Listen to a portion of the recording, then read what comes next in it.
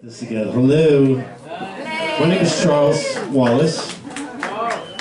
Me, the artist kid, born in Flint, Michigan. The youngest of 8 kids and a family of music fans. My older brothers and sisters, literally hung out with Iggy and the MC5. Eventually, Bob Seger and Ted Nugent. But I loved them, but they were another generation, and I needed something original to call my own. In the very early 80s, I was in high school, and I got going to hardcore shows with bands like The Crucifix, awesome Michigan band, Circle Jerks, The Necros from Ohio, Negative Approach in Detroit. But I was more impressed with shows I saw like Killing Joke, The Fall, and of course the ever-famous Flipper. I wonder now how we even knew about any of these shows going on. Anyway, my best friend Scott was very dear to me, and we started our first band called Toxic Scott and the Syndromes, named after a timely vaginal disease caused from defective tampons. And we played a Polish Hall in Grand Rapids, Michigan. Scott cut a hole in the crotch of his tighty whities to fit his head through and wore it upside down to resemble like a shirt.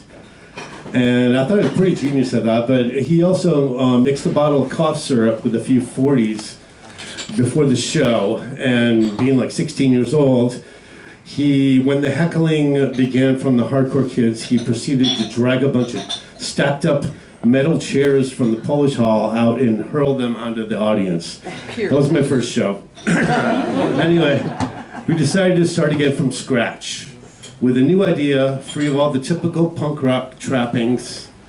Okay, so we didn't have a PA, so I plugged a mic in and sang through my brother Ralph's guitar amp, and Scott played through his radio receiver preamp that sounded really overdriven when we cranked it up over the drums. Sounded great. No guitars, decidedly, and the drummer was Melissa. She had a drum set, but announced she thought cymbals were bullshit at the first rehearsal. So we helped form that idea into a tribal-sounding minimal thudscape thing, and I started discovering I could control the feedback, screeching in and over the mic, and ADC sound was born. I was technically writing all the songs, especially the lyrics, which were my main focus. I grew up a loner kid, moving from town to town, spending all my time drawing in my sketchbook, and that later turned into playing guitar. My mother always taught me to be a staunch individual. I grew up quite fine, not caring one fuck about what the kids at school thought of me, deliberately pushing social boundaries, not the most crowd-pleasing front man. Anyway, Scott was the ace-face style guru who everyone loved, and he announced to us after a while that he was gay. Yeah, so what? And then I realized that even in 1982, even in the off-the-grid punk scene, it was still majorly fucking taboo. When he finally came out, he told me he liked daddies and wanted to get a boob job so he could play on stage topless. Not as a female, but something in between. It was before pronouns were defining sexuality. Anyway, Melissa, the drummer, was, on the other hand, pretty butch in our minds, and no bullshit judge of character, and pretty much a fucking communist. Not only was she the first female drummer I'd met, she was confident and could stare down any contenders. Her response to us needing a drummer was something like, yeah, I can do that. And she did, really fucking well. Anyway, another friend of ours, Steve Miller, was the singer of one of the first hardcore bands in Michigan called The Fix. I don't know if you guys have heard of them, they're fucking great. They introduced bands like Black Flag in the Midwest to the Midwest for the first time. He was an avid fan of ADC and became a close friend and kind of a mentor. Over the years, he's now become an investigative journalist and the editor of the book Touch and Go, The Complete Hardcore Punk Zine, 79 to 83. Also, Commando, the Johnny Ramone autobiography. He did that book with Johnny Ramone. And Detroit Rock City, the uncensored history of rock and roll in America's fucking loudest city. Recently, when an indie label from Detroit decided to produce a 3 vinyl album box set for ADC, which is happening now, Steve jumped into the fray, finding and interviewing everyone who was involved from that time, all over the fucking country, world really, and his opening paragraph for the box set goes like this. First, there's the name issue, which flashes on what ADC, that is a familiar dysfunctional that begat the noise. Charlie Wallace and Scott Bala were the products of broken homes, raised by their single mothers. Aid to Dependent Children, or ADC, was a popular federal program that gave money to such mothers. In Michigan in the early 80s, with unemployment 16% in some parts, it was very popular. ADC, however, was at first unpopular. A stick in the eye to music lovers everywhere, a thumping, screaming, massive noise. And they came from the unlikeliest places. A suburb-laden city of benign old-world charm with the cultural sensibilities of your grandmother. Grand Rapids, Michigan. And that was Steve Miller. The box set is mastered by Steve Albini and is due out next year. Anyway, the lyrics in ADC are hopelessly abstract. And then, even then, when I wrote them with the idea that I would be the only one who could really understand them. And defiant and unapologetic, this is a song I'd like to read to illustrate this. It's called Anymore.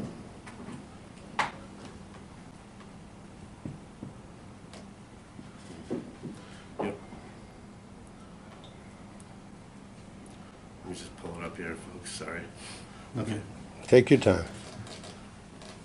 An immediate... Well, it's one or the other. Just Oh, read here we it. go, sorry. One or the other. You need to read it or That's the lyrics first. Yeah. All you now have you. Okay. This is the lyrics, typical sample of an ADC lyric. An immediate object on the outs. The disease until now was protected. Like pain through an unknown, the inside is growing ill into the core. Show holes, perversion pulls down and the green swells in. Until sickness is pleasure, the reinforcement. Until they create the underskin, it is appearance. But down again, fermenting with grace, they change until it grows a history. Ignorance of experience. The unsaid. The drive in which each side is my head. Purity, 10 leagues of fucking disease. Infantile security. Infected. The skin is siding, utter pleasure. It bends, slips into the same. Gravities, heavy weights. The inevitable hymn. It sings in perfect time. It is an orchestra with an undertow, pulling me, pulling me, pulling me. Thank you. Snap, snap, twist, twist.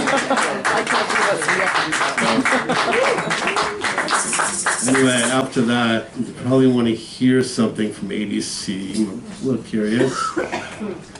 And here we go.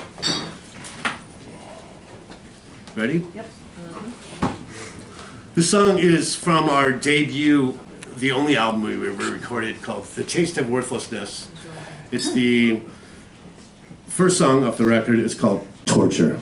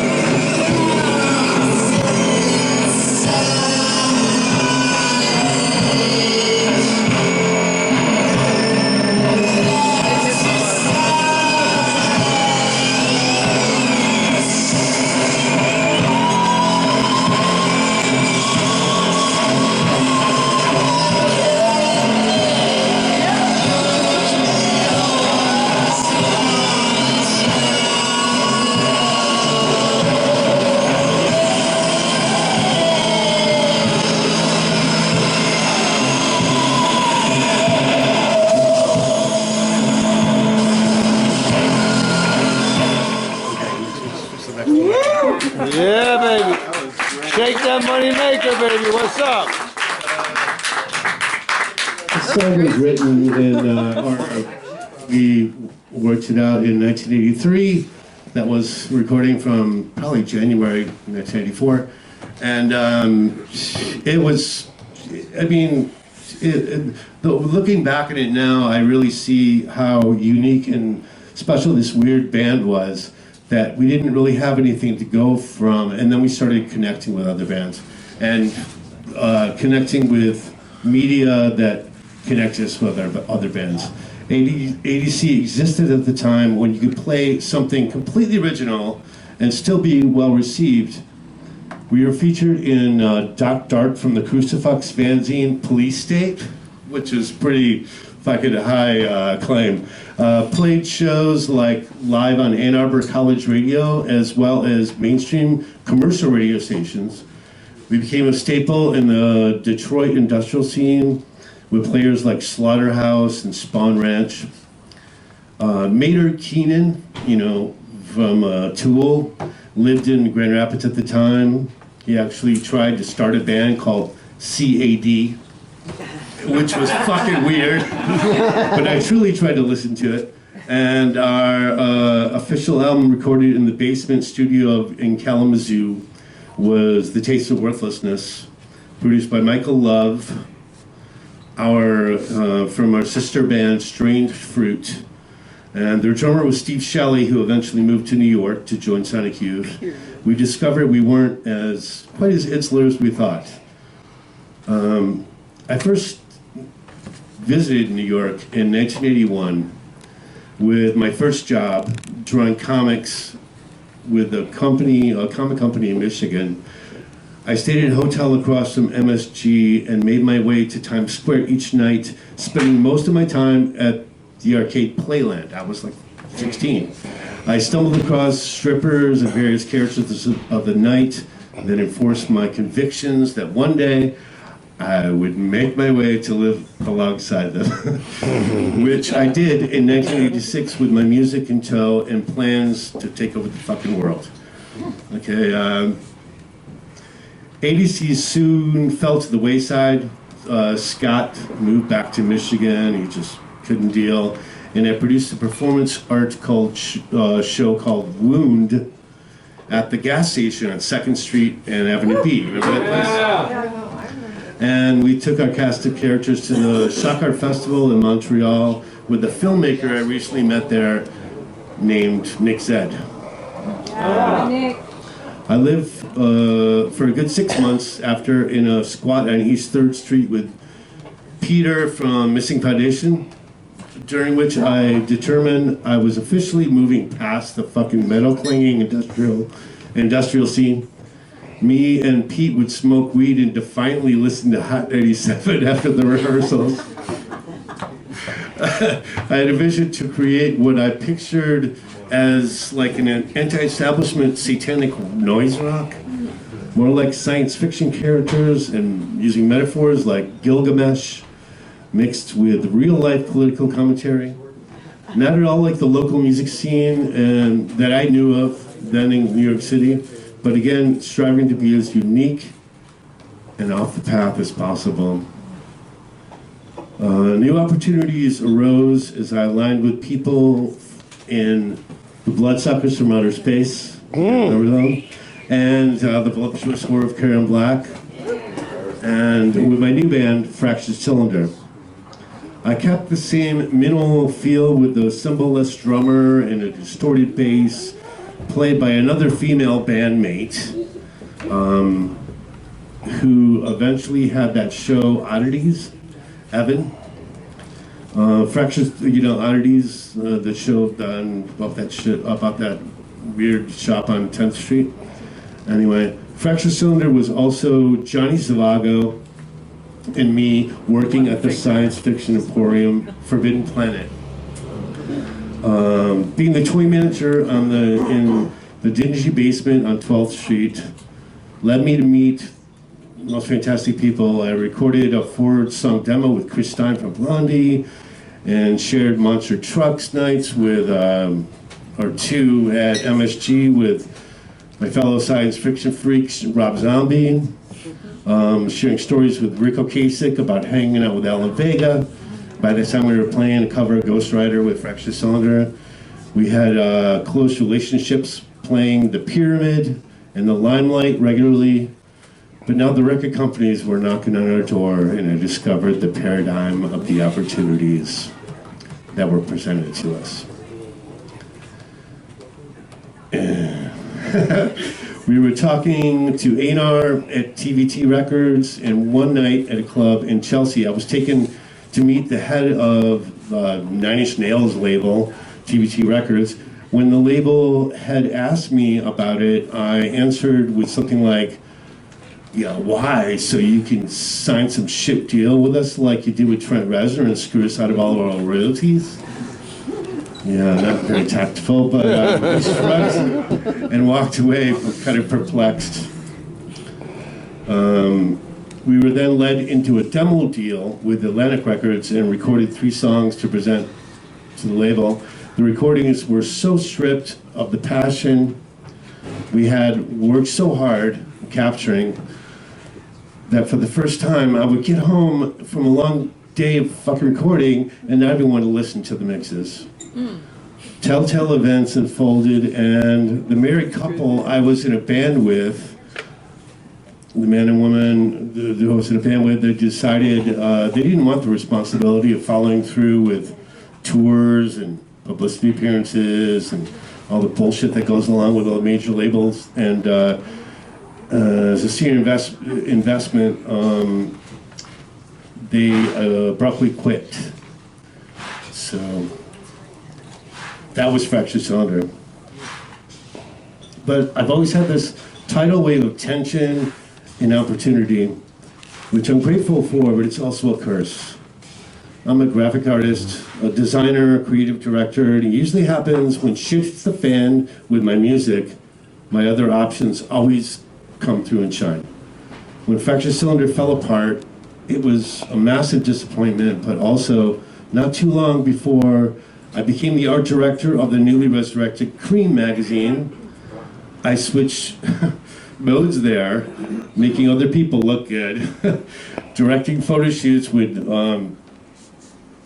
Joy Division or whatever, New Order at the time, Billy Idol, Alice in Chains, Peter Gabriel, Ministry, and managing photo shoots for the likes of Prince. When my design career took precedence, my music always suffered, and vice versa. Fate has always played a part, unexpectedly, but consistently. When I moved on from Cream and was working as an art director for Time Inc. at Rockefeller Center, I thought it was just like set with my career. It was 5 years after Fractured Cylinder. Fate stepped in again and laid out exactly what I was placed on earth to do. For the second time in my life, a close friend had been the victim of firearm fuckery. She was shot dead in front of me, and I was just stopped in my tracks. I took a month off and just wrote songs. I mean, like chords and verse chorus songs, like the Beatles. Shocking myself and my jaded friends with songs like Peace in the Face of Adversity and Metamorphosis. I sat on the edge of my bed with an acoustic guitar, just bleeding out what turned out to be my feelings I'd been suppressing for years. Eventually, I could grasp it and shape them into a style that resembled songs I loved as a child. Themes of honesty I could never bring myself to write before. So began my next band, Headquarters. And I was always a closet mod, even before punk in high school. The Small Faces, The Who, but it was ingrained in my love for Donovan, the Sonics, inspired me. I developed the idea of doing a movie based on what was happening in the later 90s music scene in New York, with my friends as the actors, where I could lay down the soundtrack to what was going on in my head. I met a screenplay writer and created the story for American Mod, the movie, which we made independently, but it ended up playing on the Showtime network and, more importantly, like neo-mod music festivals all over the world. By that time, fashion had switched up, so in a room of t-shirts and backwards baseball caps, my white tailored Italian suit, my matching suits, turned their fucking heads. With headquarters, I wanted to be original by being brutally honest about everything. Love and dedication, but also, which I never expressed before, but also addiction and dumb fuckery. I think the best HQ song was called A Day in Bed. That told the story of realizing I was the cause of my own frustration by spending days strung out, isolated from the world that I promised my friends I would never let take me down. In each of my musical incarnations, looking back, I fought becoming limited by specific genre, even when it was detrimental to what others deemed success. I felt accomplished when I would make them say, "What the fuck was that?" And to live up to my mother's advice, be yourself, don't give a fuck about what other people think. Period. I've always tried to live up to that. That's my message, folks. Period.